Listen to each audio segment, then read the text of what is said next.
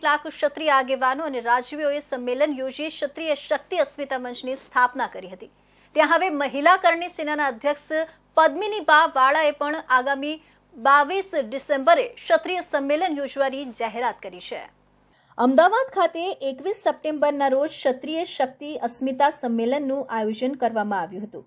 આ સંમેલનમાં અનેક આગેવાનો હાજર રહ્યા હતા। ત્યારે બીજી બાજુ આ સંમેલન બાદ અનેક વિવાદો પણ સામે આવ્યા હતા। સમાજના કેટલાય આગેવાનોએ આ સંમેલનનો વિરોધ નોંધાવ્યો હતો।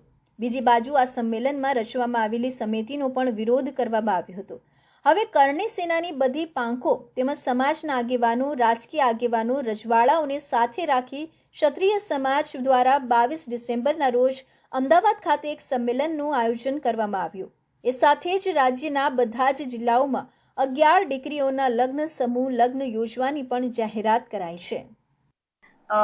જે પણ મંચ તૈયાર થયો તો એક મંચ હતો અને બીજો મંચ બન્યો તો સમાજ એકતાની વાત હતી તો મંચ નોખા બનાવે કઈ સમાજનું કલ્યાણ નથી થવાનું। એક તો પેલું વાત ઈ છે અને પ્લસ કે રાજવી પરિવારો આવકારીએ છીએ, અમે એવું નથી કહેતા, રાજવી પરિવારોને બિરદાવીએ છીએ, પણ જ્યારે આંદોલન હતું ત્યારે 224 રજવાડામાંથી 1 કે 2 રજવાડા બહાર આવ્યા હતા તો ત્યારે આ લોકો ક્યાં હતા એ પણ કઈ વાંધો નથી। હવે સમાજ એકતાની વાત છે તો અમે જે અમારું સંમેલન કરશું ત્યાં અમારા માટે બધાય આવકાર્ય છે।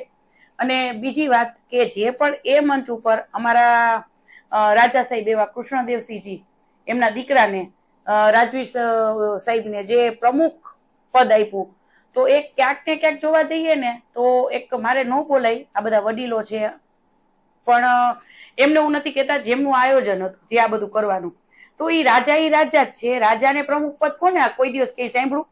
આ ઉલટાનું એક સ્ટેજ લેવલ નીચે લઈ આવ્યા રજવાડાનું। એ રજવાડા છે એ સ્ટેટ લેવલે છે, એમને હોદ્દા ન હોય બરાબર, એમને મંચ ઉપર બેસાડવાના હોય, એનું અમારે એમની પાસેથી સલાહ સૂચનો લેવાના હોય, નહીં કે અમને એને હોદ્દા બનાવીને જાહેર જીવનમાં અમે લઈ આવવાના ન હોય।